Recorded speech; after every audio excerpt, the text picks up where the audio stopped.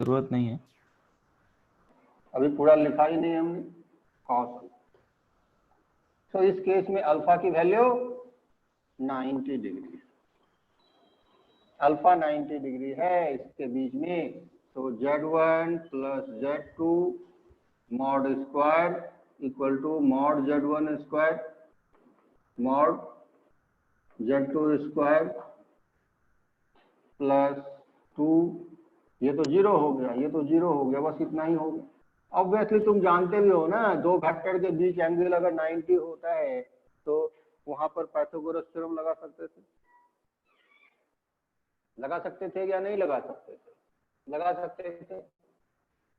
इसी में अगर तुम्हें Z1 माइनस Z2 का मॉड स्क्वायर निकालना होता तो क्या बोलते इसको? यहां भी पाइथागोरस लगाते और mod Z1 square mod Z2 square हो जाता। होता कि नहीं होता बताओ? हाँ होता। सर। तो यहाँ पर हमने डायरेक्टली इस आर्गुमेंट के कॉन्सेप्ट को यूज किया, इस आर्गुमेंट के कॉन्सेप्ट को, और दो कॉम्प्लेक्स। शुभम टेंगले नहीं आया अभी तक? क्या आ गया है यार ये लोग?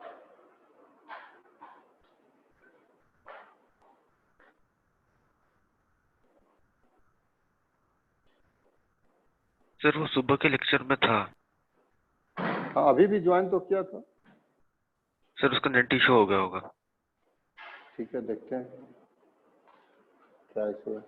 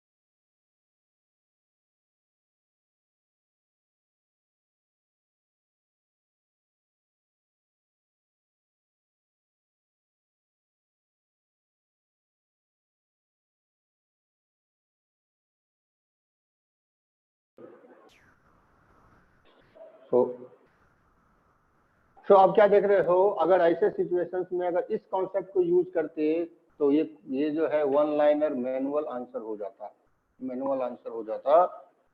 अब देखो तुम्हारा क्वेश्चन क्या था? क्वेश्चन था पहले जो किया वो मैथमेटिकल, तो प्रॉपर मैथमेटिकल आंसर था alpha plus beta divided by alpha minus beta, ये क्वेश्चन। और अल्फा बाय बीटा मैंने क्या बोला था? प्योरली इमेजिनरी बोला, ठीक है ना?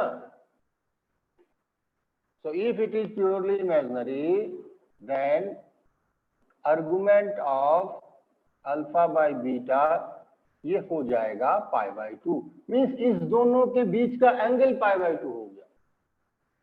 एंगल पाई बाई टू होने का मतलब है alpha plus beta parallelogram law में एक डायगोनल रिप्रेजेंट करता है और अल्फा माइनस बीटा दूसरा डायगोनल रिप्रेजेंट करता है। 90 डिग्री होने का मतलब है रेक्टेंगल हो गया, दोनों डायगोनल सेम हो गए, डायरेक्टली कैंसिल कर दो और आपका आंसर 1, ये कैंसिल हो जाएगा आपका आंसर। तो क्या समझ में आया क्या कह रहे हैं हम लोग? Clear to everyone? जवाब दो। हाँ सर। हाँ सर।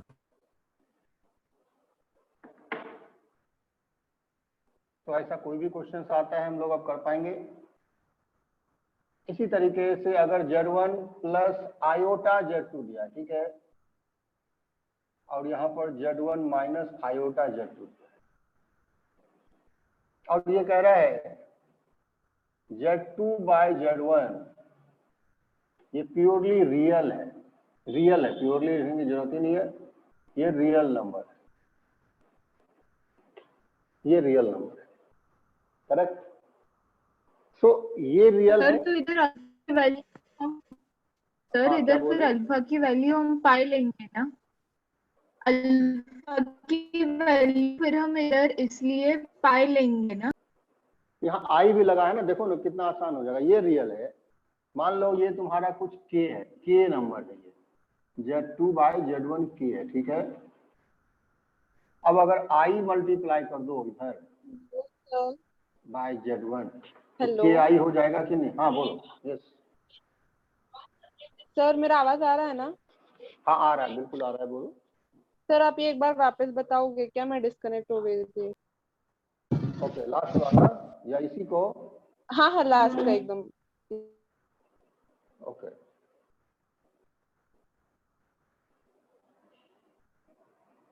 ओके, मैं इसी से तुमको कंक्लूड कर दूंगा वहां पर भी।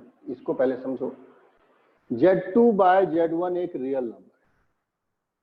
अगर Z2/Z1 के है तो आई Z2/Z1 क्या होगा? ये प्योरली इमेजिनरी हो जाएगा क्या नहीं हो जाएगा? हो जाएगा, अब सोचो। होगा प्योरली इमेजिनरी, तो इसका मतलब है आई Z2/Z1 का आर्गुमेंट क्या हो? क्या ये π/2 हो जाएगा? मीन्स एक कॉम्प्लेक्स नंबर ये है और दूसरा कॉम्प्लेक्स नंबर ये है, इस दोनों के बीच का एंगल है π/2, और जब π/2 है तो पाइथागोरस थ्योरम लगेगा रिजल्टेंट निकालने में। क्या हुआ? साइलेंस बिल्कुल हो गया। हाँ सर। तो इस दोनों में पाइथागोरस थ्योरम लगेगा, यानी कि अगर आप तुमको निकालना है Z1 प्लस आई Z2 निकालना, इसका मैग्नीट्यूड। अब देखो ये और ये पूरा आई को इंक्लूड करते हुए ये दोनों आपस में कितना एंगल बना रहे हैं? π/2। π/2।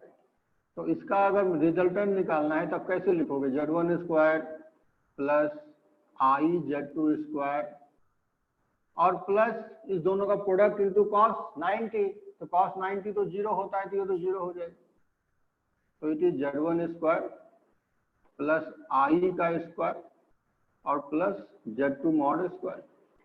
So it is finally mod Z1² plus mod Z2²। Means जब भी उसके बीच 90 का एंगल बनने लगेगा तो आप पाइथागोरस लगाओगे, यहाँ भी आप पाइथागोरस लगा दोगे, तो दोनों सेम ही हो जाएगा। तो whenever arguments of division of two complex number वो 90 है, तो आप डायरेक्टली वहां पर लगा सकते हो पाइथागोरस थ्योरम को। मैं एक बार फिर से एक्सप्लेन कर रहा हूँ, इस दो पार्ट को अलग अलग एक्सप्लेन कर रहा हूँ, फिर से एक साथ एक्सप्लेन कर रहा हूँ और लिख रहा हूँ यहाँ पर Z1 plus Z2 divided by Z1 minus Z2। इसकी वैल्यू आपको चाहिए था, जहां पर कि गिवन था Z2/Z1 purely imaginary, Z2/Z1 purely imaginary, ये होना चाहिए।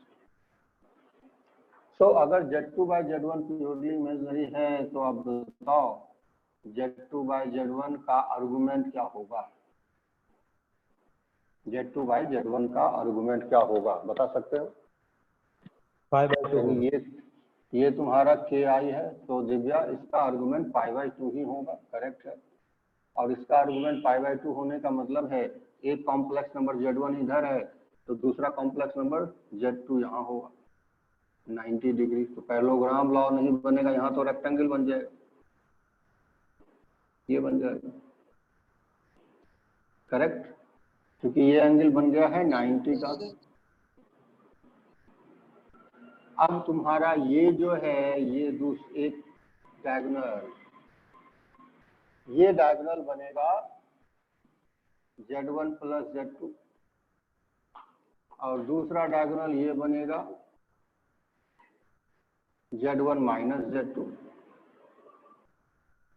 सो पैरेललोग्राम अगर रेक्टेंगल में कन्वर्ट हो गया तो both diagonals have same length, both diagonal have same length, it means Z1 plus Z2 mod equal to Z1। तो हम लोग हाँ बोलो।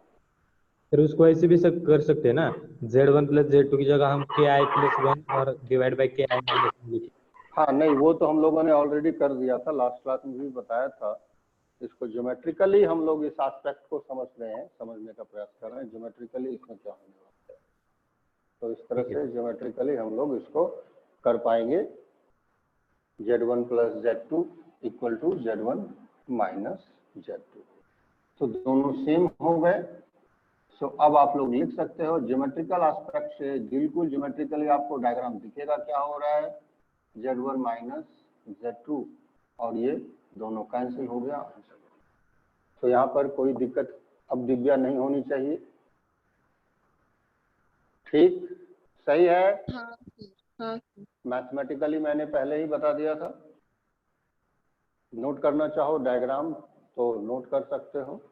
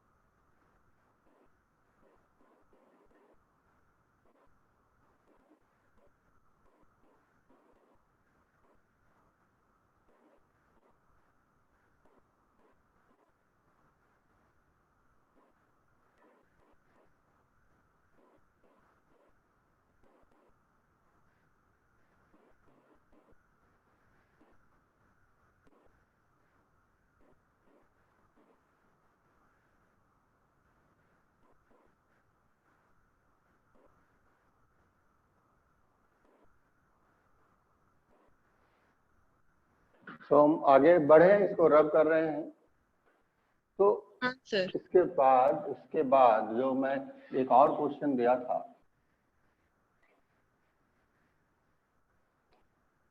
अल्फा प्लस आयोटा बीटा कर दिया, और यहाँ अल्फा माइनस आयोटा बीटा, ये।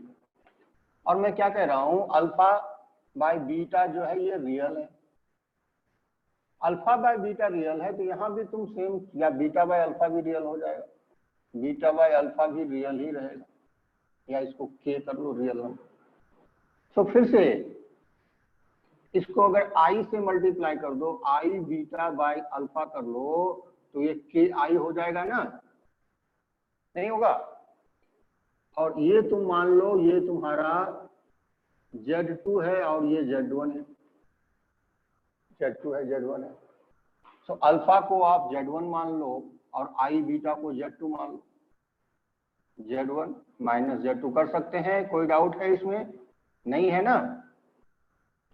तो फिर से ये Z1 plus Z2 divided by, मैं ज्योमेट्रिकल एस्पेक्ट बता रहा हूं तुम्हें, मैथमेटिकली तो और कर ही लिए होगे तुम लोग। तो फिर से यहाँ पर आप क्या पाओगे, argument of Z2 bye Z1 π/2। तो हमारा काम हो गया। अगर ये π/2 है तो दोनों डायगोनल सेम हो गए लेंथ में, और आंसर 1। अभी सबको क्लियर? हाँ सर। या प्रॉब्लम? हाँ सर, समझा। ठीक है।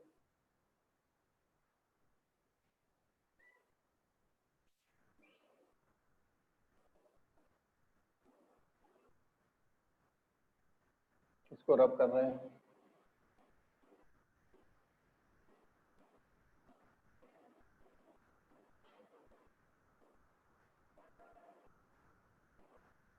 लेट एक और कॉन्सेप्ट बता रहा हूं, वन मोर कॉन्सेप्ट।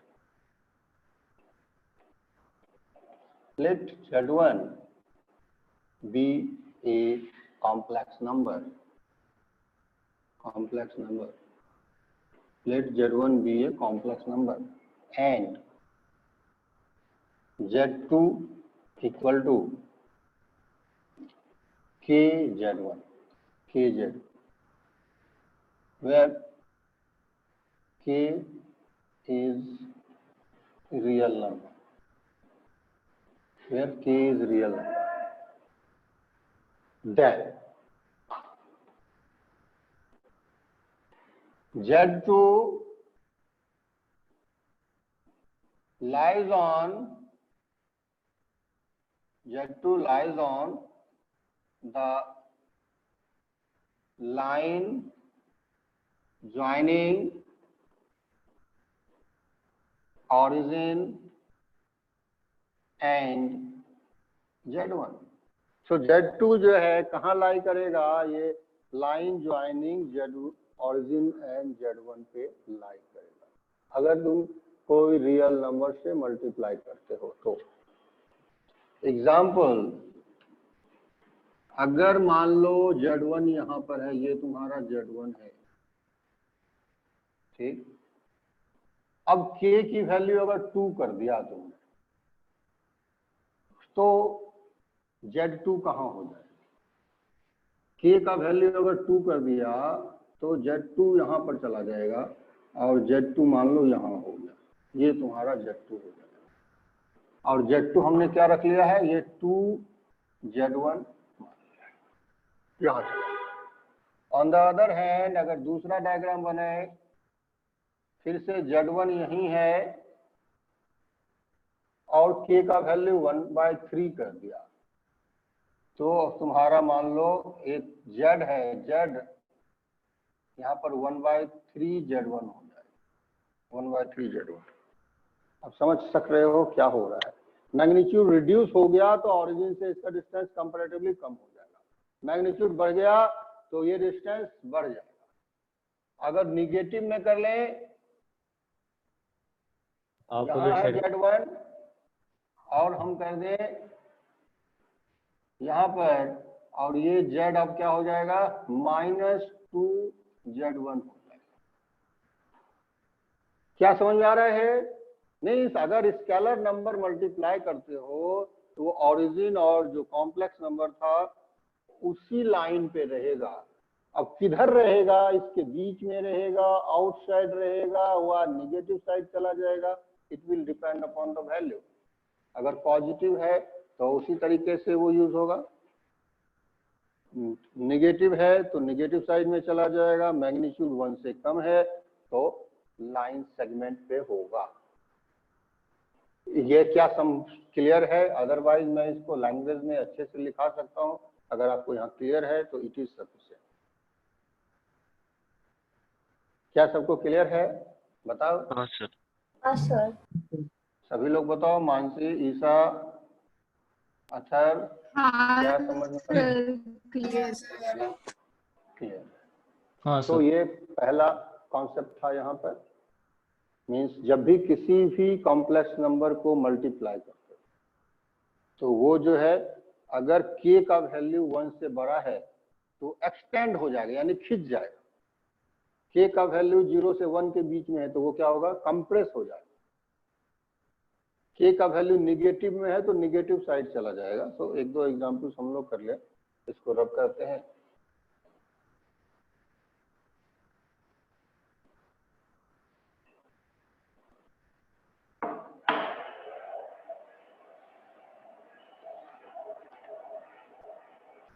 सपोज करो Z1 यहाँ है और तुम्हें Z की वैल्यू 3Z1 बतानी है। 3Z1 ये कहाँ पे होगा, लोकेट करना है 3Z1 का। या तो हम लोग इसको अल्फा बोल ले, ये अल्फा यह है।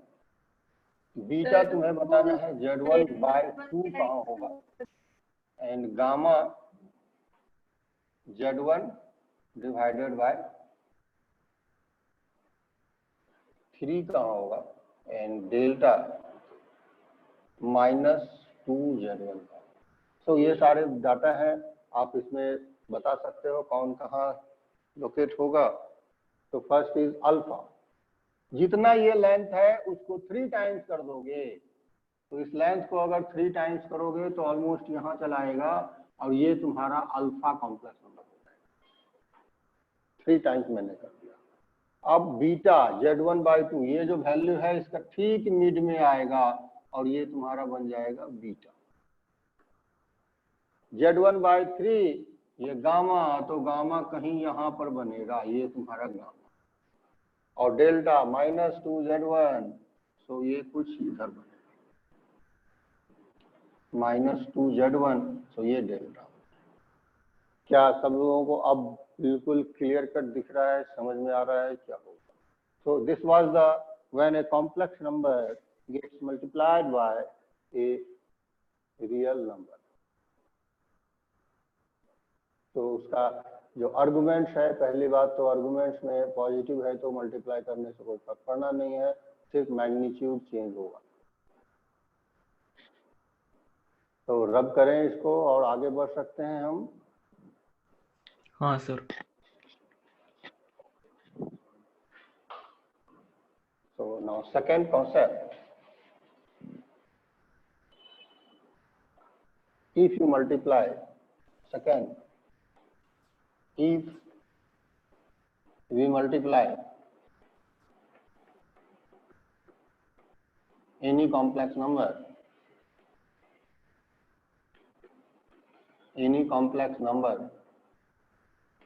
z by iota, if you multiply any complex number z by iota, then complex number z gets rotated by an angle of pi/2 about origin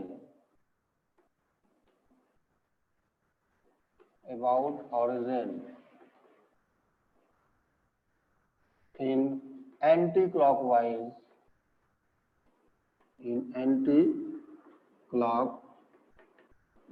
direction।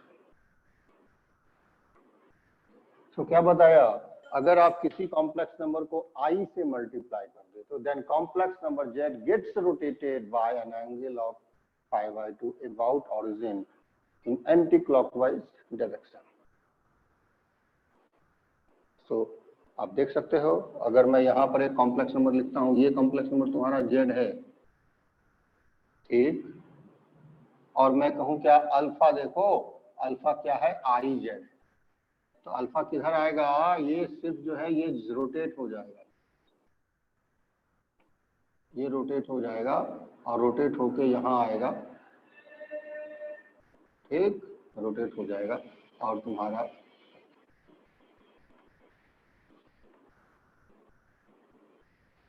About origin, ये तुम्हारा ऑरिजिन है और ये अल्फा।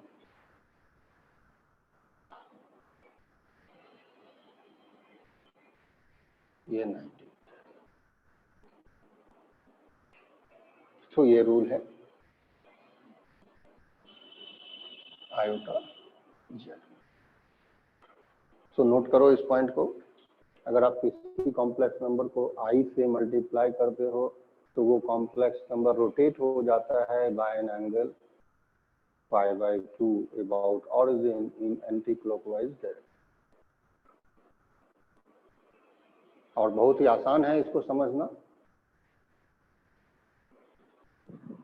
ऐसे rotate होता है, इसको note कर लिया तो मैं एक्सप्लेन करता हूँ इस पॉइंट को।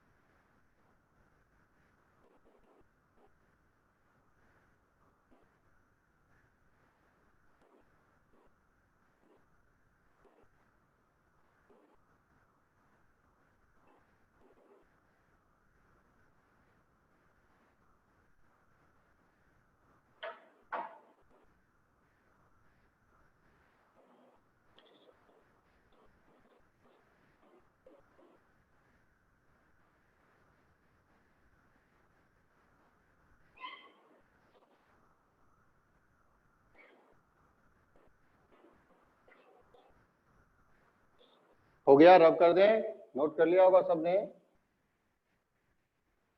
सो अब इसको देखें क्यों ऐसा होता है।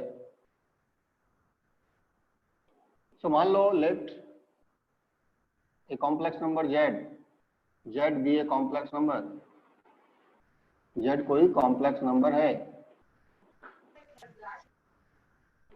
एंड मॉड जेड को मान लिया मैंने आर, मॉड जेड को आर मान लिया।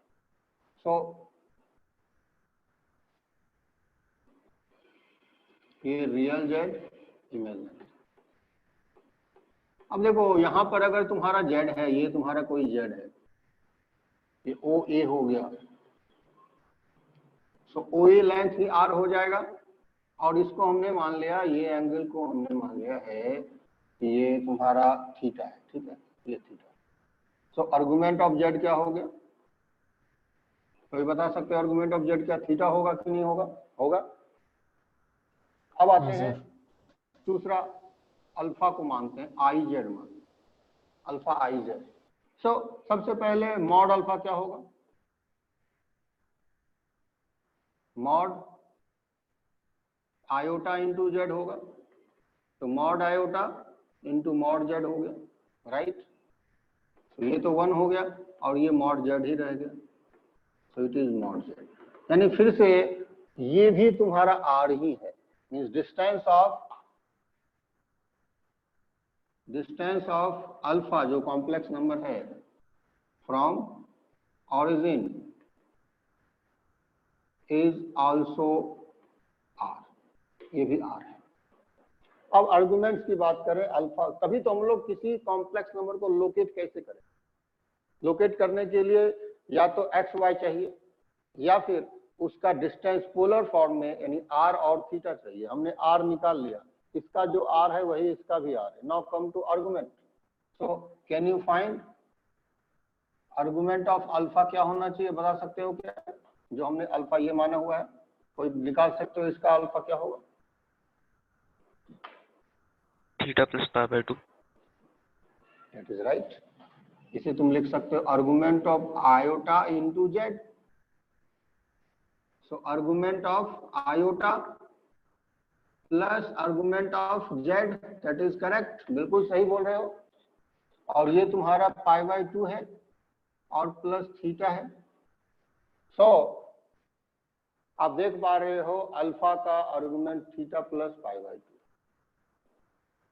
सो कहीं पर भी अगर अल्फा है, अल्फा कहीं भी है, तो इसका डिस्टेंस उससे, यानी कि आप देखोगे फिगर इसके लिए कुछ ऐसा बन, और ये पूरा का पूरा जो इसके लिए एंगल था, ये एंगल क्या बन जाएगा? पाई बाय 2 प्लस थीटा बन जाएगा, पाई बाय 2 प्लस थीटा बन जाएगा, और यही तुम्हारा अल्फा है।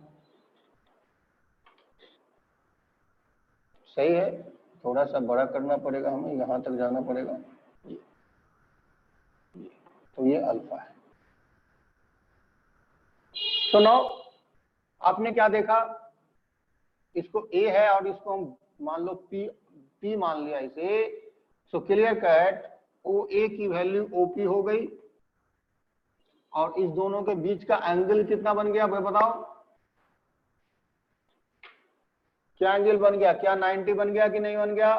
पाई बाय ठीक है, पाई बाय 2 बन गया। यानी आप कह सकते हो ना, आई मल्टीप्लाई करने से ये जो था ये इस तरह से रोटेट हो गया, तभी तो लेंथ सेम हो गया। यहाँ पर अलग से फिगर बना ले हम लोग। क्या देख रहे हो, ये ओ है, ये जेड है, और यहाँ पे आपने पी कर दिया। तो आई मल्टीप्लाई करने से ये ए है जेड, और पी जो हमने अल्फा माना था इसको आई जेड माना, तो ये दोनों लेंथ सेम हो गए, और ये हो गया 90। इसका मतलब है ये सिंपली रोटेट हुआ है, रोटेट हुआ है बाय एन एंगल 90, और नया पोजीशन मिल गया, क्योंकि डिस्टेंस आर, ये रेडियस की तरह काम करने लगा, इस तरह से आपका रोटेशन हो गया। So you can consider that if you multiply complex number by i, then new complex number you can locate by just rotating the old complex number by an angle of 90 degree about origin in anti-clockwise direction। यहाँ पे कोई दिक्कत नहीं है सबको, मुझे लगता है ये जरूर समझ में आ गया होगा। ठीक, दिव्या को दिक्कत आ रही है? ओके, दिव्या अभी ठीक है क्या? दिव्या कुछ दिक्कत आ रही है? कहाँ है दिव्या? अभी भी डिस्कनेक्टेड है लगता है।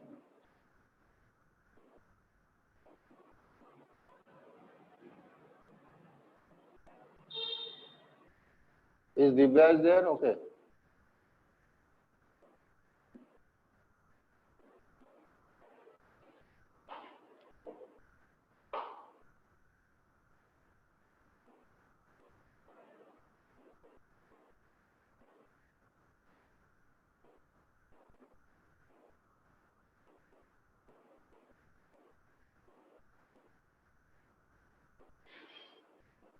सर वो फाइनल स्टेटमेंट क्या बोली आपने?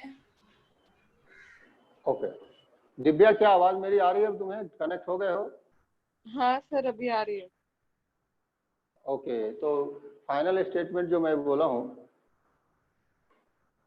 If you multiply complex number by I, if you multiply a complex number by I, then new complex number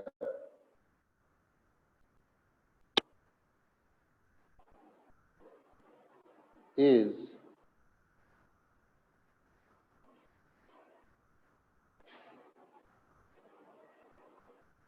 sorry, यहाँ पर हम लोग कह सकते हैं if you multiply a complex number by i, तो यहाँ के बाद if you multiply complex number by i, then the complex number gets rotated by an angle of π/2 about origin in anti clockwise direction. फिर से मैं repeat कर रहा हूँ, if you multiply complex number by i, then it gets rotated by an angle of π/2 about origin in anti-clockwise direction। So अभी clear है, सब लोगों ने नोट कर लिया होगा। और यदि दिव्या को कुछ दिक्कत आई है तो कोई प्रॉब्लम नहीं है, मैं तुम्हें कहीं पे प्रॉब्लम है, मिस कर गया तो एक वीडियो भेज दूंगा, उसमें क्लियर हो जाएगा, उसी चीज को देख लेना। नोट हो गया ये? रब करें। सो एक दो एग्जाम्पल यहाँ पर तुम लोग को और क्लियर हो जाएगा। सो ये सब थ्योरी तो अपनी जगह है, बट एग्जाम्पल्स का ज्यादा इंपॉर्टेंट रोल है।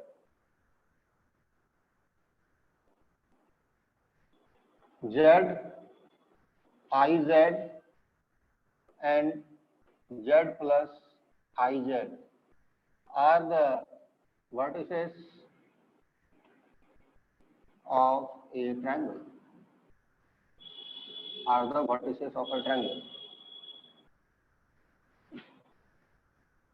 If mod Z equal to root 3, if mod Z equal to root 3, find the area of triangle, find area of triangle। ये है तुम्हारा क्वेश्चन, कैसे करें?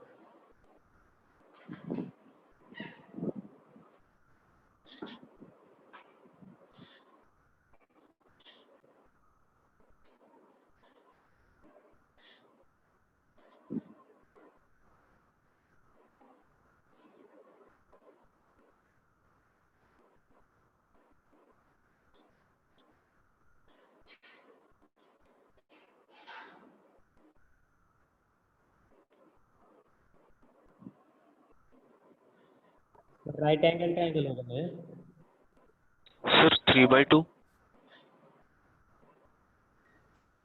सही है, 3/2 में होगा। क्या sir sir? Rectangle triangle form हो रहा है ना? हाँ सही बोल रहे हो, सही बोल रहे हो प्रथमेश, तुम्हारा आंसर सही है। अच्छा ठीक है सर। आंसर सही है तुम्हारा।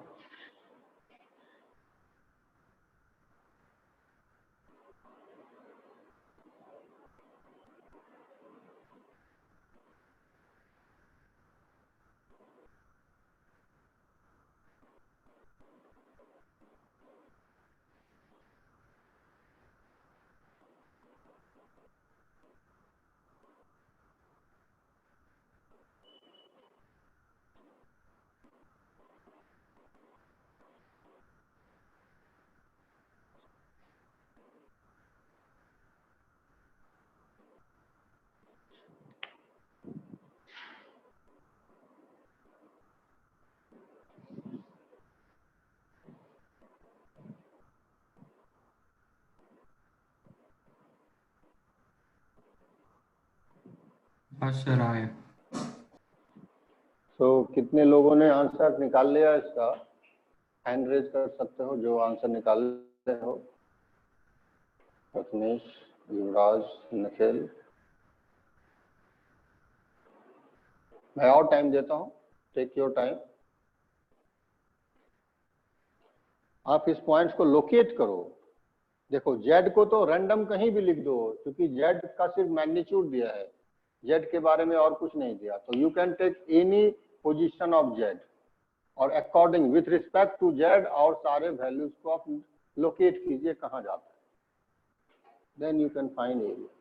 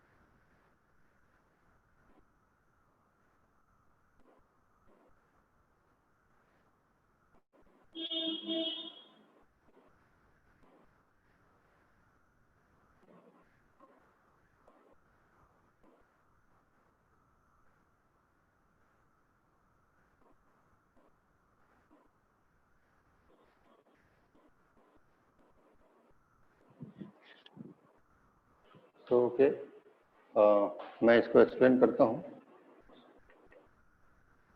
सो देखिए, मैंने रियल और ये रियल जेड, इमेजिनरी जेड बना दिया। सपोज जेड कहीं यहाँ पर है, ये तुम्हारा जेड है। सो आई जेड किधर बनेगा? रोटेट हो जाएगा 90 से, और यहाँ बनेगा कि नहीं बनेगा आई जेड? सही बात है, ये आई जेड होगा। बताओ सभी। हाँ सर। अब वो सोचना है ये कहाँ जाएगा, ये कहाँ जाएगा? इन दोनों का रिजल्टेंट है। तो हम लोग पैरेललोग्राम बनाएंगे, जो कि अभी तो स्क्वायर बन जाएगा, और यहां पर बनेगा z प्लस आई जेड। बनेगा कि नहीं बनेगा? ये ओरिजिन है। देखो सही है। अगर मान लो ये तुम्हें एक कॉम्प्लेक्स नंबर दिया था z1 और दूसरा दिया था z2, तो z1 प्लस z2 कैसे बनाते थे? यही तो होता था z1 प्लस z2, जो रिजल्टेंट की बात करते थे, है ना? वेक्टर में वेक्टर रिजल्ट हो जाता था z1 प्लस z2। यहाँ भी वही है। तो यहाँ जो है ये पार्ट बन गया। अब तुम्हें ट्रायंगल का बात करना है, ट्रायंगल। तो ट्रायंगल कौन सा होगा? तुम्हारा ट्रायंगल जो बनेगा वो ये वाला ट्रायंगल बनेगा। इसी ट्रायंगल का एरिया निकालना था, इस ट्रायंगल का। तो यहाँ 90 है, तो ये भी 90 है। और आप बहुत आसान कर सकते हो, ये ट्रायंगल का जो एरिया है वो स्क्वायर का आधा होगा। Half into base into height ना भी करे, स्क्वायर का आधा होगा। और स्क्वायर का साइड्स सेम है, ये √3 है और ये √3 है। तो स्क्वायर का साइड्स क्या हो, एरिया क्या हो जाएगा? √3 स्क्वायर होगा। और डिवाइडेड बाय 2 कर दोगे तो ट्रायंगल का एरिया आ जाएगा, यानी 3/2 आपका आंसर हो गया। This is your answer. क्या समझ में आया सबको?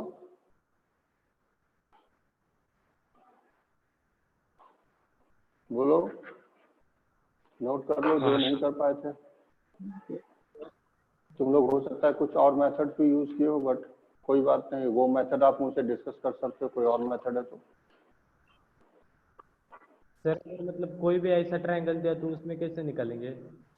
हाँ, अब हमको ये पता चल गया कि ये राइट एंगल है, इसलिए हम निकाल पाएंगे जल्दी से। हाँ हाँ ठीक बात। कोई भी ट्रायंगल दिया तभी निकाल सकते हैं।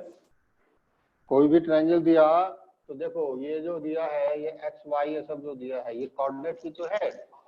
तो कोऑर्डिनेट को यूज कर लेंगे। कोऑर्डिनेट का जो एरिया का फॉर्मूला होता है x1 y1 1 x2 y2 1 x3 y3 1 होता है ना, इसको यूज कर लेंगे। हाँ सर। क्योंकि यहाँ भी तो रियल पार्ट x होता है, इमेजिनरी पार्ट y होता है, ये भी ऑर्डर्ड पेयर ही है, तो उस तरह से हम लोग कर सकते हैं। ठीक है सर। तो कोई दिक्कत नहीं है, हम लोग को टाइम सेव करना है, इसलिए यहाँ पर इस तरीके से कर रहे हैं, और यहाँ कोऑर्डिनेट दिया भी नहीं है। अभी और बताओ, अदिति, आदित्य, सबको क्लियर है? हाँ सर। रब कर सकते हैं हम? ठीक है, इसे रब कर रहे हैं। So this was the one part, जो आई से मल्टीप्लाई करने से क्या होता है, माइनस आई से मल्टीप्लाई करने से क्या होगा,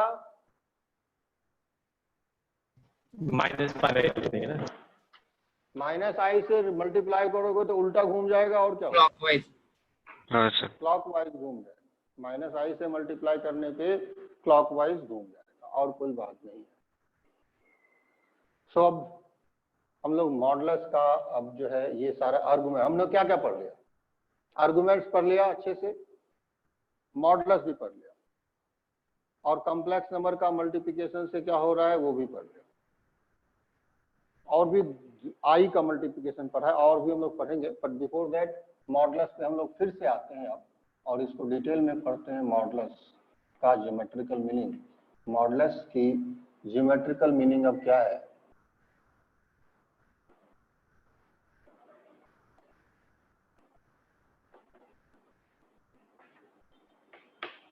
युवराज तुम बताओ, what is the meaning, geometrical meaning of modulus of A complex number, क्या है? और उसकी लेंथ कितनी होगी लाइन की? अगर मैं सिर्फ बोलूं मॉडुलस ऑफ जेड, तो इसका मतलब क्या है, मीनिंग क्या है इसका? ओरिजिन से जेड का डिस्टेंस कितना होगा? वेरी गुड, इसका मतलब है distance of z from origin. ठीक है, मॉडुलस ऑफ जेड माइनस 1 का मतलब क्या होगा? 1 से डिस्टेंस कितना होगा जेड का? ठीक है, distance of z from origin. Now Prathamesh, you tell, modulus of z plus 1 क्या होगा, इसका मीनिंग क्या होगा? -1 से जेड का डिस्टेंस क्या होगा? करेक्ट, सर वो फ्रॉम 1 चाहिए ना? ये 1 है, हाँ, from from 1 distance of z from -1, distance of z from -1, Z plus 2 का मॉड करते हो तब क्या होगा? Distance of z from minus, distance of z from -2। ये सब हम लोगों ने जब पढ़ा था बेसिक मैथमेटिक्स, वहाँ भी हम लोगों ने मॉडुलस पढ़ा था, तो वहाँ भी इस चीज को डिस्कस किए थे, मॉडुलस को क्या मीनिंग होती है। तो अब इसका ब्रॉड मीनिंग होने वाला है, क्योंकि ये एक यूनिडायरेक्शनल नहीं है, ये 2 डायमेंशन हो चुका है। जब हम लोग मॉडुलस ऑफ एक्स कहते थे तो 1 डायमेंशन था, यहाँ पर 2 डायमेंशन हो गया है। इसलिए अगर मैं सिर्फ बोल दूं modulus of z equal to 1, तो इसका मीनिंग क्या हो जाएगा, व्हाट इज इट्स मीनिंग? फिर एक सर्कल की इक्वेशन होगी ना? राइट, यानी मीनिंग अगर बोले distance of z from origin, so distance of z from origin की बात अगर करते हो, सो ये वाला एक डायग्राम बन जाएगा, और यही रिप्रेजेंट करेगा modulus of z equal means all the points on the Argand plane whose distance from origin is 1. Modulus of z equal to 1 represents all the point on the Argand plane whose distance from the origin is 1. So ये तुम्हारा modulus of z equal to 1 का meaning है। On the other hand, अगर हम मैं बोल दूं modulus of z minus 1 equal to 2 कह दें, सो ये भी एक क्या बनेगा, ये भी एक सर्किल ही बनेगा। करेक्ट। और यहाँ भी क्या बोलोगे, सर्किल तुम बना सकते हो यहाँ पर फिर से, यहाँ 1 है और इस तरीके का आपका सर्किल का फॉर्मेशन हो जाए।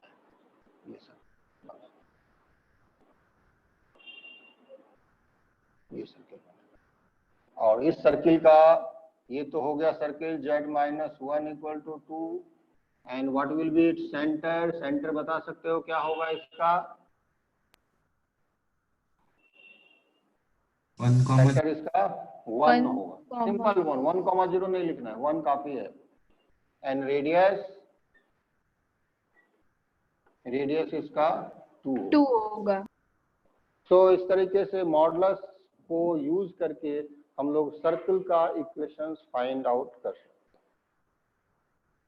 हैं, मॉडुलस को यूज करके सर्किल का इक्वेशंस फाइंड आउट कर सकते हैं। अब मैं बोलूं z plus iota mod equal to आपको 3 दिया होगा, तो ये भी सर्किल को ही रिप्रेजेंट करेगा और इसमें सेंटर क्या होगा, I। फिर से सोचो, फिर से सोचो अथर्व। सर एक बार वापस से रिपीट करो ना सर क्वेश्चन, मेरा यहाँ पे 2 मिनट इंटरप्ट हो गया था। हाँ z प्लस लिखा हुआ है, क्वेश्चन नहीं दिख रहा है क्या, मैं नीचे कर देता हूँ उसे।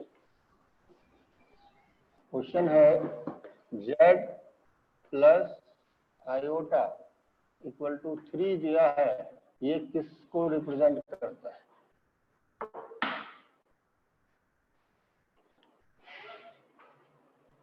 तो इमेजिनरी एक्सिस कहलाता है। हाँ सही है, तो सेंटर क्या होगा इसका, -I। माइनस आयोटा और रेडियस क्या होगा, 3 होगा, रेडियस 3 होगा। तो इस तरह से आप फाइंड कर सकते हो, मॉडुलस को यूज करके सर्कल का इक्वेशंस फाइंड कर सकते हो इजीली। तो इसे हम डिलीट कर दे, सब इरेज कर दे। हाँ सर। अब देखो इस पे क्वेश्चंस कैसा हो सकता है।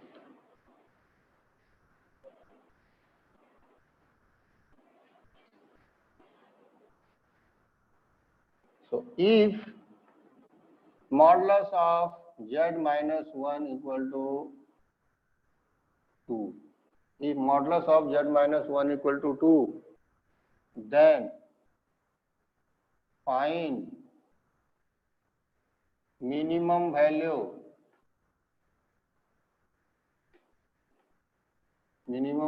of z minus 4 आयोटा, इसकी मिनिमम वैल्यू क्या होगी, ये तुम्हारा क्वेश्चन है। So basically it is a circle questions converted into complex number।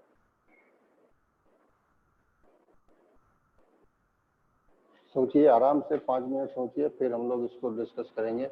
आप ज्योमेट्रिकली इसको समझो क्या मतलब है।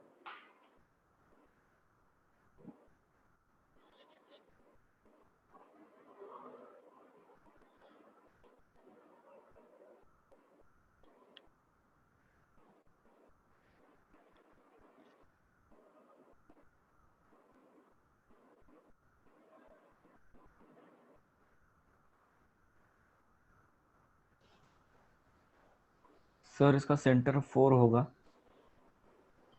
सेंटर क्यों, पहले क्वेश्चन को समझो ना, तुम आंसर ही बताने लगता है यार। First try to understand question, क्या कह रहा है क्वेश्चन।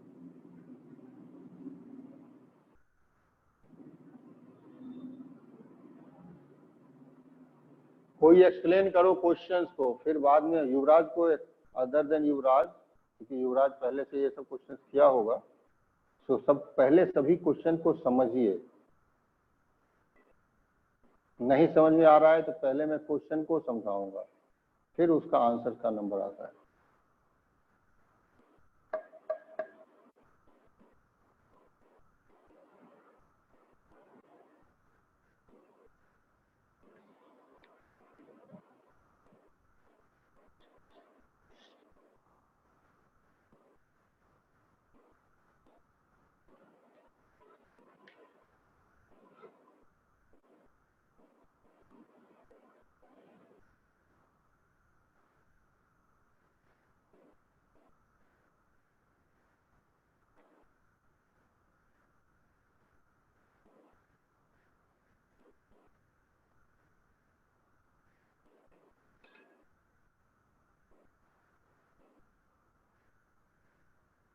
ओके जानवी, क्या क्वेश्चन समझा तुमने? Yes sir. एक्सप्लेन करोगे क्वेश्चन क्या कह रहा है?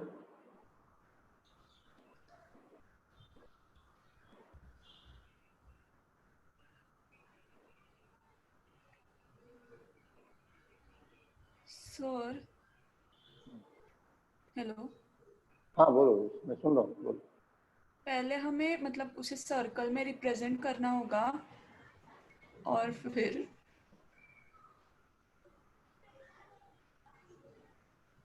नहीं समझा। ओके दिव्या, हाँ बताओ, कोई बोलना चाह रहे हो बोलो, अर्थात बोलो। सर मुझे ऐसा समझा है कि वो एक कॉम्प्लेक्स नंबर है z जिससे मतलब 1 से z के बीच का डिस्टेंस 2 है, तो उसका एक सर्कल बनेगा। और फिर सही बात। यहाँ पे पूछा है कि 4 + 4i जो पॉइंट होगा उस प्लेन पे, वहां से z तक का डिस्टेंस जो है, बिल्कुल सही समझे। हाँ तो उसका उनकी मिनिमम वैल्यू क्या होगा वो? उसका मिनिमम वैल्यू क्या होगा? सही है, यही क्वेश्चन तुम्हारा, बिल्कुल सही। सब लोग समझ पाए क्वेश्चन क्या है? हाँ सर। तो आप क्वेश्चन समझे हो तो 4-5 मिनट लो, मेरे सॉल्यूशंस करने से कुछ नहीं होगा। आप लोग जो है इसको 5 मिनट और लीजिए और ट्राई कीजिए क्वेश्चन को।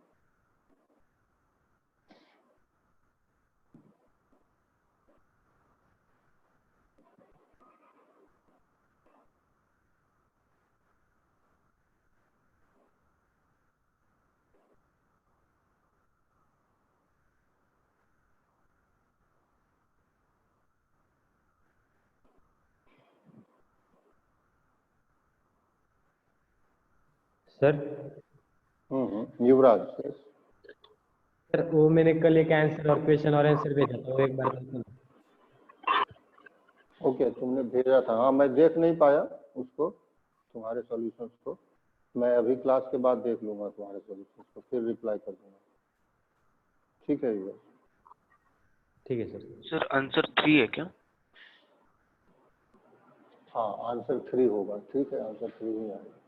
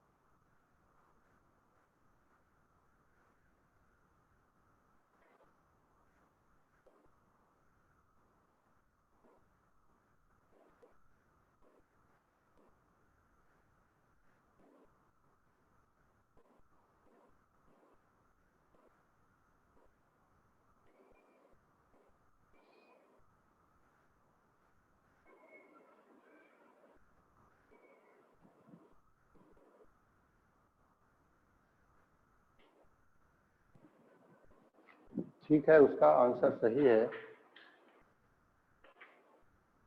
एक्सप्लेन करें हम या तुम लोग और टाइम चाहिए? हो गया सर।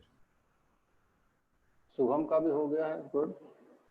और बताओ कितने लोगों ने कर लिया?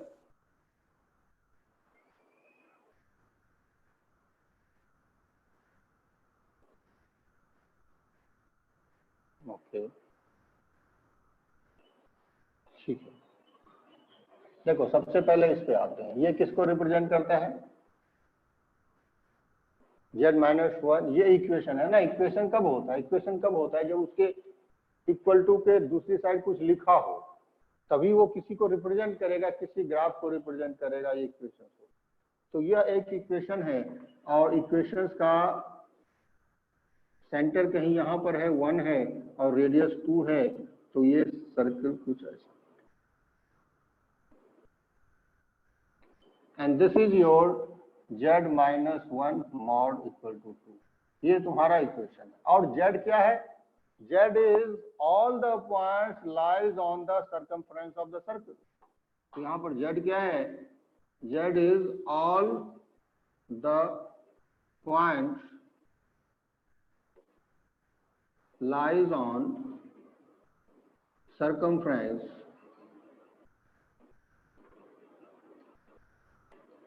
of circle।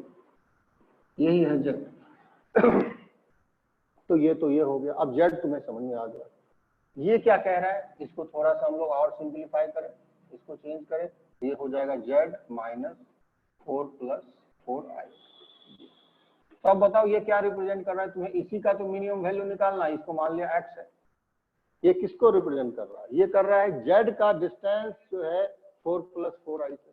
मान लो 4 प्लस 4i कहीं यहाँ पर है, यही है 4 प्लस 4i, ये है। तो इस पॉइंट का z से डिस्टेंस मिनिमम क्या होगा ये फाइंड करना। z कहाँ है? इस जगह है। अब देखो मान लो z अगर यहाँ रखा, इसको इससे ज्वाइन किया, तो क्या ये लेंथ मिनिमम होगा? क्या थोड़ा और इधर आओ, अब कम होने लगा, और भी कम होने लगा, और भी कम होने लगा। ठीक है, इस तरह से आप देखते जा रहे हो, वैल्यू कम होती जा रही है, और यहाँ पर वैल्यू सबसे कम हो जाएगी, फिर बढ़ने लगेगा। सो कहाँ पे सबसे कम होगा वैल्यू? ये वाला, यहाँ का, ये सबसे छोटा लेंथ होगा। और इसको दूसरे कलर से हम लोग कर भी लें, यही तुम्हारा सबसे छोटा। और हमें पता है मिनिमम वैल्यू सर्किल्स ये सब के केस में कब होता है? जब वो नॉर्मल के अलोंग हो, यानी ये नॉर्मल। तो यही लेंथ तुम्हारा मिनिमम लेंथ होता ये, क्योंकि ये अलोंग द नॉर्मल है, अलोंग द नॉर्मल। तो इस लेंथ को कैसे निकालें? ये मान लो तुम्हारा हो गया सेंटर C, ये पॉइंट हो गया P, और ये पॉइंट हो गया A। So what is your minimum length? Minimum length अब क्या होगा? PA होगा मिनिमम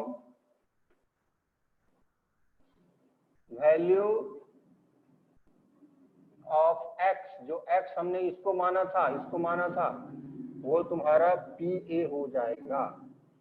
PA की वैल्यू आप क्या बोल सकते हो? CP माइनस CA बोल सकते हो। सर्किल में भी ऐसा क्वेश्चन क्या होगा? CP माइनस CA कर सकते हैं। तो फर्स्ट यू फाइंड CP, आप CP निकाल लीजिए क्या होना है, and then find CA। CA का वैल्यू जानते हो कोई? क्या होगा? What is the value of CA? Radius होगा, रेडियस। तो रेडियस तो 2 दिया है ना। अब CP क्या है? CP क्या है ये बताओ कोई? हाइपोटेन्यूज 5 पाइथागोरियन ट्रिपलेट 5 आता है। CP distance of P from the centre है, और सेंटर क्या है? सेंटर था 1, और P क्या था? 4 प्लस 4i। तो CP का डिस्टेंस नहीं निकलेगा, क्या करेंगे? 5 ये इस दोनों को माइनस कर देंगे। देखो बहुत लोग यहाँ पर नहीं समझ पा रहे होंगे भी, इसको मान लिया हमने Z1, इसको मान लिया Z2, तो CP जो बनेगा कॉम्प्लेक्स नंबर वो Z2 माइनस Z1 बनेगा, final minus initial. Z2 minus Z1, इस दोनों को माइनस करो, जो कॉम्प्लेक्स नंबर आएगा उसका मॉडुलस करो। इन दोनों को माइनस करेंगे, CP अगर निकालना है तो जिस दोनों को माइनस किया और Z2 माइनस Z1 आप करोगे तो 3 प्लस 4i हो जाएगा। यही तुम्हारा CP है। जस्ट लाइक वेक्टर तुम कर सकते हो, वेक्टर की तरह यूज कर सकते हो कॉम्प्लेक्स नंबर को। तुम लोगों ने देखा था one of the diagonals, another diagonals. तो CP इस तरीके से आपका आ जाएगा, और इसका मॉडुलस निकालोगे तो मॉडुलस आएगा 5, मॉडुलस 5 आएगा। तो CP, ये CP वेक्टर है, ये भी CP वेक्टर बन गया है। नहीं, वेक्टर कॉम्प्लेक्स नंबर, वेक्टर जो भी को एक ही बात है, वेक्टर की तरह काम कर रहा है। तो ये CP हो जाएगा 5 और ये -2। क्या समझ में आया? या नहीं आया? बताओ।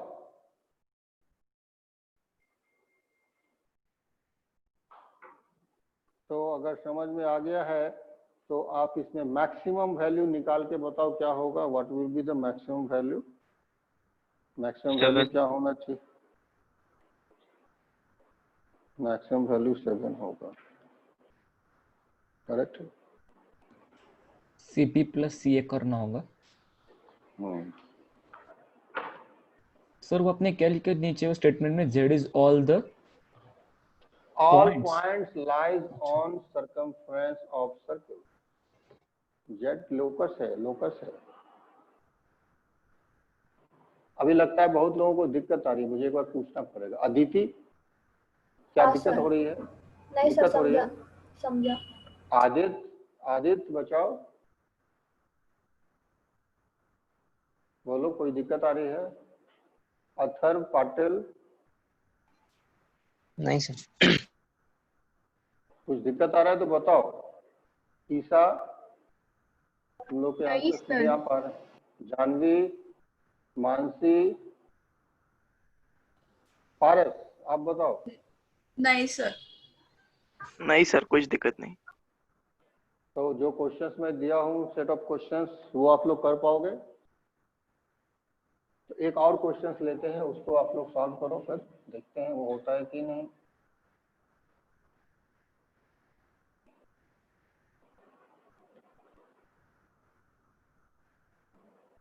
Modulus of z plus 1 equal to 2 दिया है, या इसे भी 1 ही कर लो, ये 1 है। Find the minimum and maximum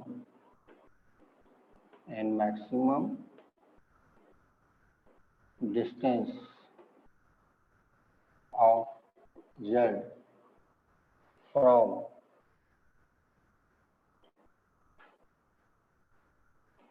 one plus iota and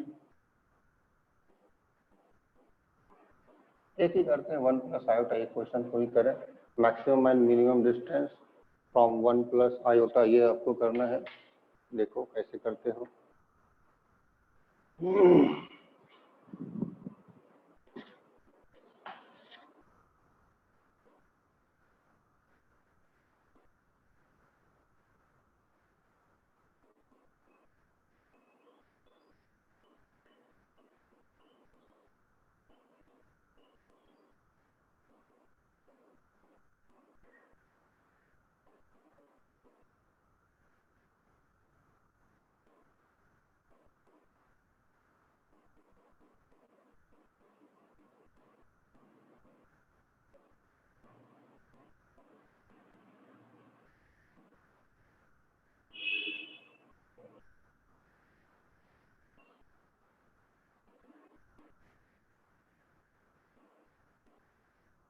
आ गया सर। चलो अभी थोड़ी देर वेट करते हैं और लोगों का आंसर आने देते हैं। हाँ sir.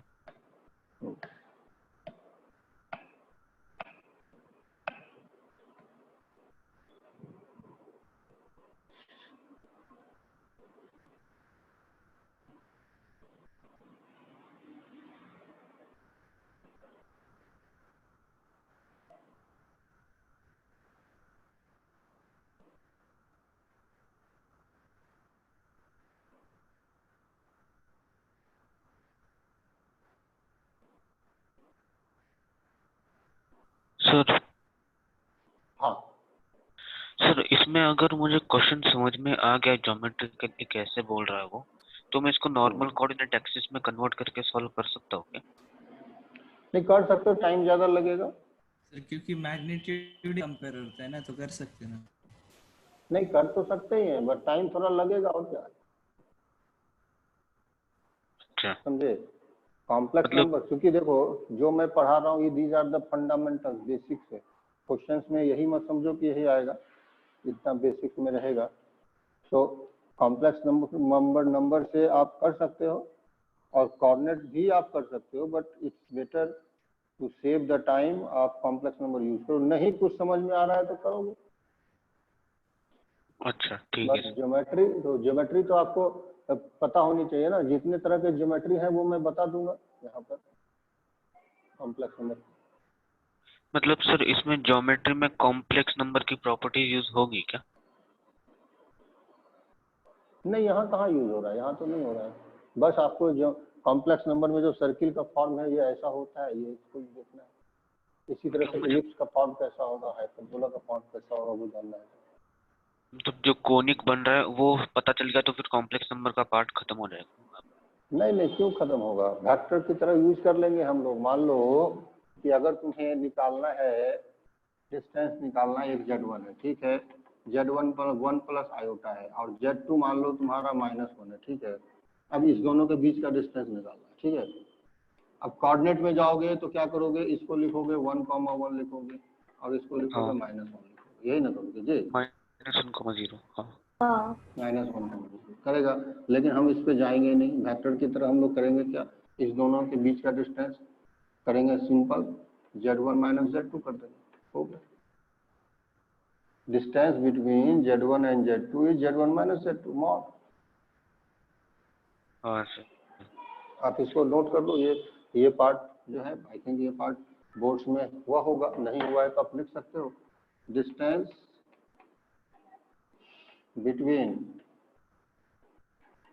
To complex number, direct लिख सकते हो, distance between two complex number Z1 and Z2। तो वो कोऑर्डिनेट में जाने का जरूरत ही नहीं है ना, Z2 माइनस Z1 का मॉड, खत्म हो गई बात। तो मान लो कि Z1 तुम्हारा 1 प्लस आयोटा है और Z2 क्या है, 3 प्लस 2 आयोटा है। तो इस दोनों के बीच का डिस्टेंस क्या बोलोगे, Z2 माइनस Z1 का मॉड, डायरेक्ट ही एक बार लिख दो, 3 - 1 यानी 2 प्लस आयोटा का मॉड हो गया। कोऑर्डिनेट में जाओगे फिर कन्वर्सन करोगे, वो तो एक लाइन का बात है। हाँ सर। कोई दिक्कत तो नहीं होगी, क्या होगी? नहीं सर ठीक है।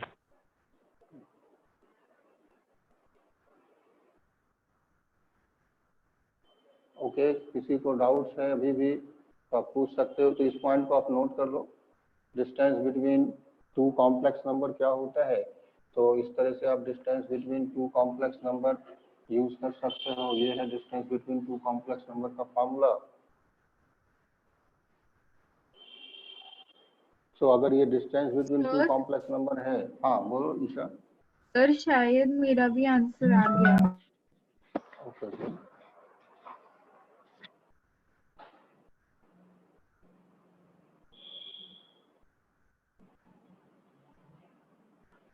तो मैं फिर से आप लिख देता हूँ यहाँ पर, distance between two complex number में जो कंफ्यूजन आया है उसको मैं यहाँ पर लिख देता हूँ। अगर मैं बोलता हूँ Z-1 तो आपने क्या बोला, ये डिस्टेंस बिटवीन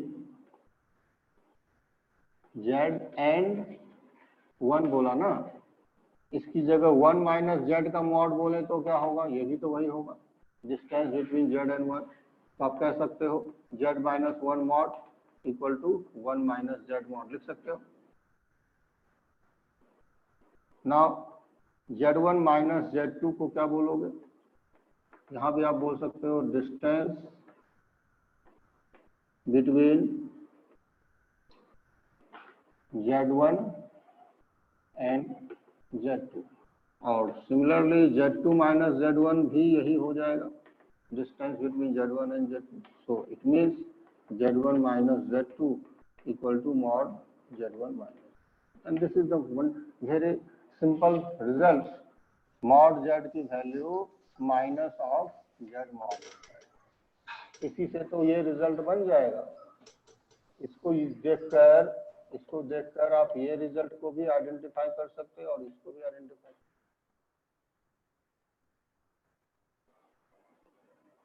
सही है?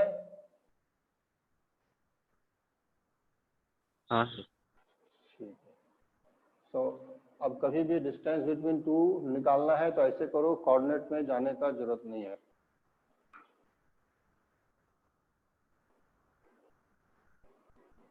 तुम्हें मैं बताऊंगा कि कॉम्प्लेक्स नंबर से जब क्वेश्चन सॉल्व होता है तो कोई भी question two liners one liners हो जाता है। कोऑर्डिनेट में जाओगे तो बड़ा टाइम लगेगा। कोऑर्डिनेट में बहुत सारे क्वेश्चंस हम लोग जो है कॉम्प्लेक्स कोऑर्डिनेट में सॉल्व किए हैं, बट उसी क्वेश्चन को कॉम्प्लेक्स नंबर में सॉल्व करोगे तो यूं झटके में सॉल्व हो जाएगा, बहुत जल्दी सॉल्व। जैसे एक एग्जांपल मैं देता हूं, आपको समझ में आएगा कितनी आसानी से हम लोग सॉल्व कर पाएंगे उसको। ये तो मैं एक छोटा सा एग्जांपल दूंगा, बहुत बड़े बड़े क्वेश्चन कोऑर्डिनेट के कॉम्प्लेक्स नंबर से हम लोग सॉल्व करेंगे तो पूरा सॉल्व हो जाएगा। इसको रब करें।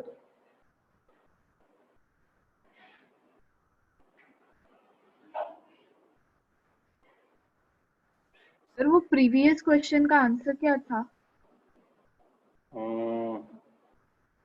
मैं तो क्वेश्चन ही भूल गया। z+1 इक्वल्स टू 1 होता है और उसका अपने मिनिमम और मैक्सिमम वैल्यू √5 प्लस -1 वन, होगा एक, हाँ मिनिमम और एक डिस्टेंस, √5 और ये मैक्सिमम होगा ना? ये मैक्सिमम होगा। हाँ सर आ गया। ये मिनिमम और ये मैक्सिमम। हाँ सर यही आया। तो अभी देखो मैं दिखा रहा हूँ कुछ कितना कॉम्प्लेक्स नंबर कितना बड़ा टूल है। ट्रिग्नोमेट्री को भी ये पूरा कमांड कर सकता है, कोऑर्डिनेट को भी पूरा कमांड कर सकता है कॉम्प्लेक्स नंबर। इससे बड़ा अगर कोई है तो वो वेक्टर है, मीन्स सबसे बड़ा टूल वेक्टर है, फिर कॉम्प्लेक्स नंबर है, फिर उसके बाद किसी का नंबर है। कोऑर्डिनेट तो इसके सामने कुछ है ही नहीं।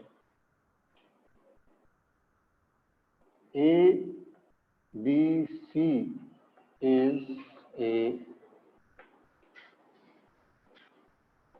right angle triangle. AOC. AOC is a right angle triangle where A 1,2 है एंड O क्या है? O origin.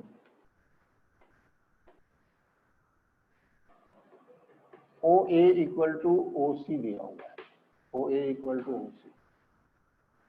फाइंड और राइट एंगल एट O है, ये 90 डिग्री है। फाइंड वर्टेक्स C वर्टेक्स आपको फाइंड करना है। ये हो गया आपका क्वेश्चन, C वर्टेक्स फाइंड करना। तो ये वन ऑफ द एग्जांपल। ऐसे कॉम्प्लिकेटेड, ये उतना कॉम्प्लिकेटेड नहीं है, ये इजी है। कॉम्प्लिकेटेड से कॉम्प्लिकेटेड सॉल्व कर पाएंगे। स्क्वायर वाला भी हम हाँ स्क्वायर वाला भी कॉम्प्लेक्स नंबर से इजी होता है। सो आप देखो क्या करते हैं, ये हो गया आपका ओरिजिन, ये हो गया A 1,2। आपको ये निकालना था C, ये दोनों मैंने कर दिया था C। सो हम लोग इसको कॉम्प्लेक्स नंबर में कन्वर्ट कर लें, इसको 0 कर ले और इसको मान लो Z1, और Z1 हो गया 1 + 2 आयोटा। आपको ये निकालना है Z2। तो मैंने क्या बताया, ये दोनों लाइन तो सेम ही है ओरिजिन के अबाउट रोटेशन के लिए, सिर्फ इसे I से मल्टीप्लाई कर दो, सिर्फ इसे I से मल्टीप्लाई कर दो। तो I से अगर मल्टीप्लाई करोगे तो Z2 क्या हो जाएगा, -आयोटा +2। एक ही बार में आंसर आ गया आपका। सर देखो कैसे I से वापस बताओ? मैंने बताया क्या, अगर तुम्हें रोटेशन करना है 90 का, माइनस ठीक है है ना ना सर? हाँ सिर्फ माइनस हो गया +2। हाँ तुम ठीक बोल रहे हो। माइनस आया होगा। इसको तुम्हें माइनस आयोटा करना पड़ेगा और ये हो जाएगा 1 + 2 आयोटा हो जाएगा। होगा कि नहीं होगा? हाँ सर रोटेशन कर दिया क्लॉकवाइज हमने, -90 का रोटेशन किया है, मतलब तो Z2 क्लॉकवाइज। क्या बना, माइनस आयोटा n + 2 बन गया, यही ना? तो आप इसको क्या बोल सकते हो, Z2 को 2 - आयोटा कह सकते हो। यानी कोऑर्डिनेट क्या बना, कोऑर्डिनेट हो गया 2, -1 बन गया आंसर। मीन्स मैनुअल करेंगे, कैलकुलेशन का जरूरत नहीं। जो दूसरा आंसर था वो भी सही था, वो इधर फॉर्म होता। दूसरा आंसर जो इधर फॉर्म होता, रोटेशन इधर की ओर भी हो सकता था और इधर हाँ। की ओर भी हो सकता। यानी दूसरा आंसर जो मैंने लिखा था वो भी सही था, उसको आप Z2 डैश कह लो, और वो आंसर हमने क्या बोलते, वो आंसर बोलते -2 प्लस आयोटा कर लेते, यानी I से मल्टीप्लाई करते, तो दूसरा coordinate -2, 1। So see how easy a question if you use complex number instead of coordinate। हम लोग और भी देखेंगे कुछ क्वेश्चंस को जो कैसे कॉम्प्लेक्स नंबर से सॉल्व करेंगे, कोऑर्डिनेट यूज नहीं करेंगे, तो कितना आसान होने वाला है। अगर इस तरह से नहीं करते, आप कोऑर्डिनेट यूज करते तो स्लोप जाते, फिर उसके बाद polar form of straight line को यूज करते, तब जाकर सॉल्व करते। यहाँ पर सिर्फ आई मल्टीप्लाई करने से हमारा काम होगा। This is the one of the simplest example. Prathamesh क्या समझा? हाँ सर, अच्छे से समझा सर। सर ये उस टाइम पे क्यों नहीं बताया? उस टाइम पे कैसे बताता, कुछ चीज तो बचा के रखनी पड़ती है ना। अच्छा, मतलब पहले तो उसका मजा कॉम्प्लेक्स। नहीं। हाँ हाँ, नहीं नहीं, पहले कॉम्प्लेक्स नहीं बताया जाता है, पहले तो स्ट्रेट लाइन ही बताया जाता है। तुम लोगों को अगर मान लो कोऑर्डिनेट का ही पता न हो तो कैसे होगा? अभी देखोगे आगे चलकर कॉम्प्लेक्स नंबर में मैं बहुत सारी ऐसी चीजें बताऊंगा जो कैसे डिफिकल्ट से डिफिकल्ट क्वेश्चन यहाँ से सॉल्व कर पाएंगे। ठीक है सर। तो अभी थोड़ा सा और पढ़ लें हम लोग। सर आपकी स्क्रीन डार्क हो गई। हाँ सर। हाँ, डार्क हो गया, मैं लाइट जलाना पड़ेगा मुझे, बहुत तेज क्लाउड है यहाँ पर, इस कारण से अंधेरा हो गया है। मैं लाइट जलाता हूँ।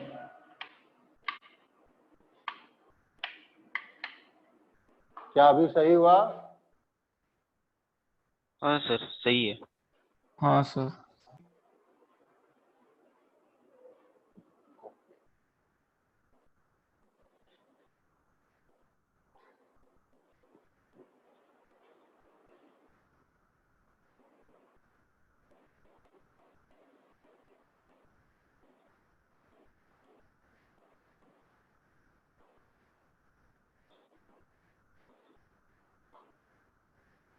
So this was the use of modulus.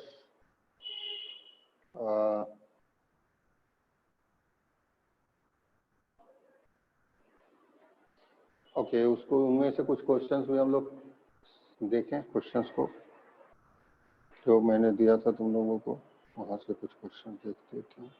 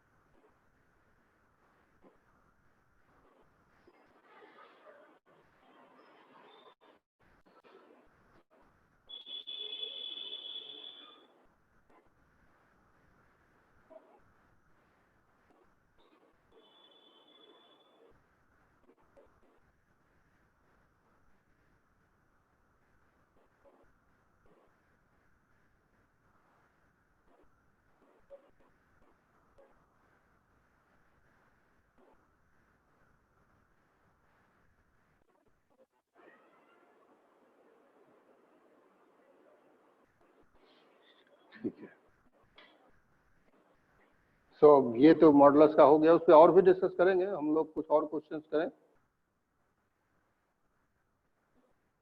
If z minus 1 divided by z plus 1 is purely imaginary,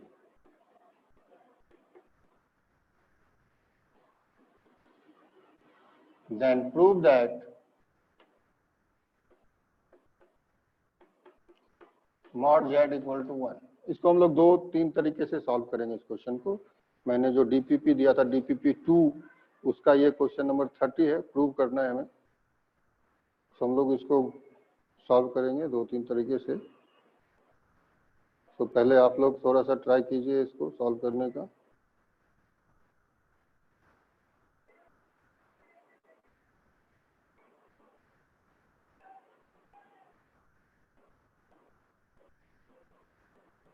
इसमें बहुत सारे कॉन्सेप्ट आप लोग को समझ में आएंगे क्या हो रहा है।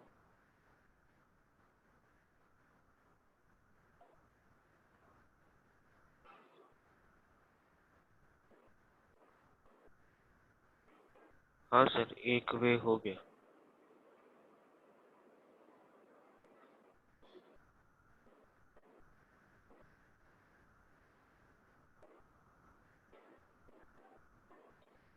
ठीक है, सभी लोग एक तरीका तो मैंने एनालिटिकली किया है, हाँ ठीक है, ज्योमेट्रिकली। मैथमेटिकली। हाँ हाँ, पहले एनालिटिकली करते हैं, वो इजी पड़ेगा तुम लोगों को। अच्छा हाँ सही है, यानी कि तुमने एनालिटिकली जो के आई माना है, that is the right approach. Okay, सही कर रहे हो, वही करना चाहिए। और फिर आफ्टर दैट वो करने के बाद ज्योमेट्रिकली सोचो क्या मतलब है इसका। अच्छा ठीक है सर। दोनों सोचिए।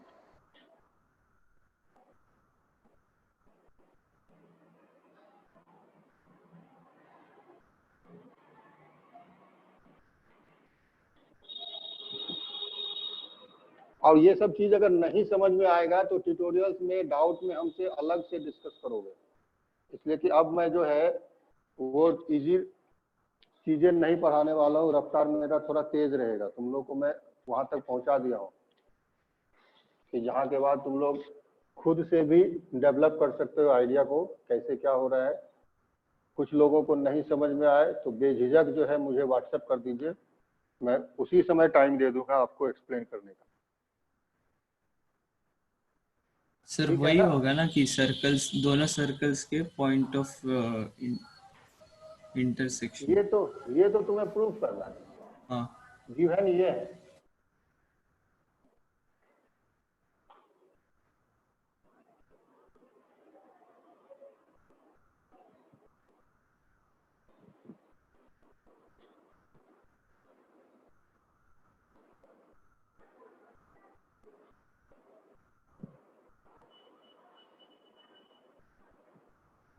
चलो फर्स्ट मेथड सबने कर लिया क्या?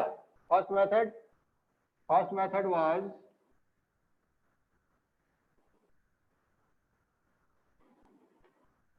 z minus 1 divided by z plus 1 को आपके आयोटा मान दोगे। ये this is the first analytical method जिसको कहते हैं, मैथमेटिकल कैलकुलेशन से यहाँ पे होता है। तो इस तरह से पहले सब लोग सॉल्व कीजिए, मॉड z को 1 प्रूफ कीजिए।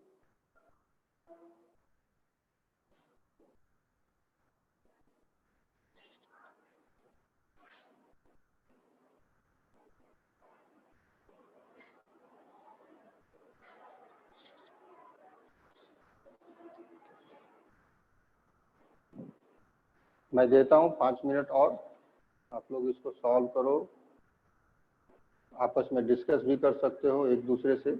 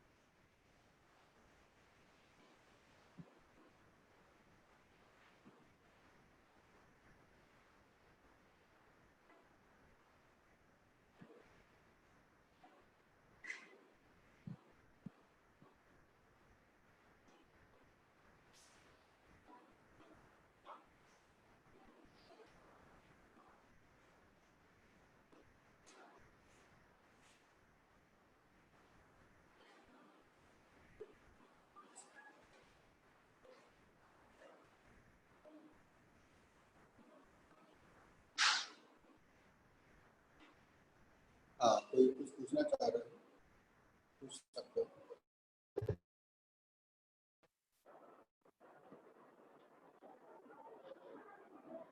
हाँ बोलो, कुछ पूछना चाह रहे हो कोई? नहीं सर, हो गया। तो ये बात समझ में आई, ये क्वेश्चन हमने सॉल्व कर लिया। सर इसका ज्योमेट्रिकल अप्रोच मैंने शायद से समझ लिया है। हाँ बताओ। यस सर आप ड्रॉ करोगे क्या वो प्लेन और उसपे -1 और 1 point?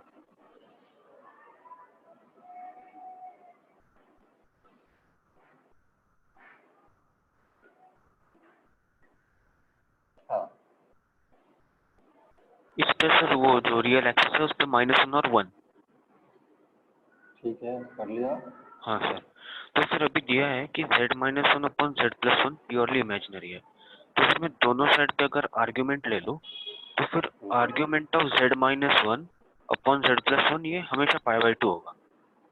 Argument of z-1 divided by z+1, इसका वैल्यू π/2 भी हो सकता है और -π/2।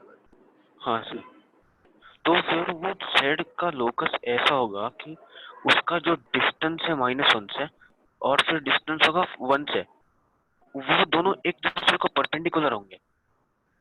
ये तभी पॉसिबल है जब -1 और 1 डायमीटर जैसे एक्ट करे और फिर वो सेमी सर्कल बनेगा। सही बोल रहे हो, ये जो पार्ट हुआ यही तुम्हारा π/2। देखो सही बोल रहा है ये, argument of z-1 minus of argument of z+1, ये π/2 में अगर कोई पॉइंट यहाँ आप लेते हो और इससे ज्वाइन कर देते हो, इसका आर्गुमेंट अगर आपका θ1 हो जाता है और इसको इससे ज्वाइन करते हो और ये आर्गुमेंट आपका θ2 हो जाता है, θ2 हो जाता है। ठीक, θ1 और θ2। तो अब बताओ ये एंगल कितना होगा भाई? 90। ये एंगल आप कह सकते हो ना θ2 माइनस θ1 होगा, ट्रायंगल वाला जो रिजल्ट होता है। हाँ सर। तो यही तो आपका θ2 है और यही θ1 है, तो इसका मतलब θ2 माइनस θ1 π/2 फिक्स हो गया, ये नहीं हुआ फिक्स हो गया। तो ये P ऐसे मूव करेगा सो दैट θ2 माइनस θ1 हमेशा π/2 ही रहेगा, मीन्स ये एंगल जो है हमेशा π/2 ही रहेगा, ये इस तरह से। और you can say the line segment joining 1 and -1 subtend right angle at P। तो राइट एंगल एट P का मतलब क्या होगा? ये जो लोकस इसका है क्या बनेगा? इसका लोकस जो है एक सर्कल बनेगा। अभी हम लोग सिर्फ इसको यूज कर रहे थे इस डायग्राम में, -π/2 यूज करते तो नीचे वाला भी सर्कल बन जाता, तो ऊपर वाला एक ही देखे, कोई प्रॉब्लम नहीं है। तो ये बन गया सर्कल। ये सारे के सारे जेड जो है इसी पेरीफेरी पे लाई करेंगे, सरकमफ्रेंस ऑफ दिस लाई करेगा, और -1 और 1 डायमीटर है तो सेंटर कहाँ हो गया? ओरिजिन हो गया। अब कोई भी पॉइंट यहां से लेते हो तो ओरिजिन से डिस्टेंस क्या है? इसका 1 है, इसका भी ओरिजिन से डिस्टेंस 1 है और ये भी 1 है क्योंकि इसका रेडियस ही 1 हो गया। तो you can say modulus of z equal to 1 होगा, और ये z की मॉड z क्या है? Distance of any point on the circumference of the semi circle from the centre of the circle, that is origin. तो this is the geometrical approach, और इस पे हम लोग आगे चल के डिस्कस करेंगे, लास्ट में डिस्कस करेंगे इस पे, बहुत कुछ इस पे डिस्कशन का बात है। सर ये कुछ साइक्लिक क्वाड्रिलेटरल जैसा ही है ना, मतलब? हाँ और क्या, हाँ जब सर्किल बन रहा है तो साइक्लिक भी हो गया ना। तो इस पे हम लोग आगे चल के डिस्कस करेंगे इस पार्ट को, बट अभी हम लोग इसको मैथमेटिकल जो एनालिटिकल अप्रोच था उसी पे रहे कन्फाइन। यहाँ पे मैंने थोड़ा सा इसका आइडिया दिया क्या होता है, डिटेल में इस पे एक पूरा का पूरा 2 घंटा हम लोग डिस्कस करेंगे इस कोर्स से, और बहुत सारे क्वेश्चंस इस पे हम लोग करेंगे। बट बिफोर दैट अभी हमारा यूनिट सर्कल बचा हुआ है, omega means omega roots of unity, ये सब बचा है। हेलो, हाँ हाँ, नहीं अभी चल रहा है, थोड़ी देर में खत्म करेंगे। ओके ठीक।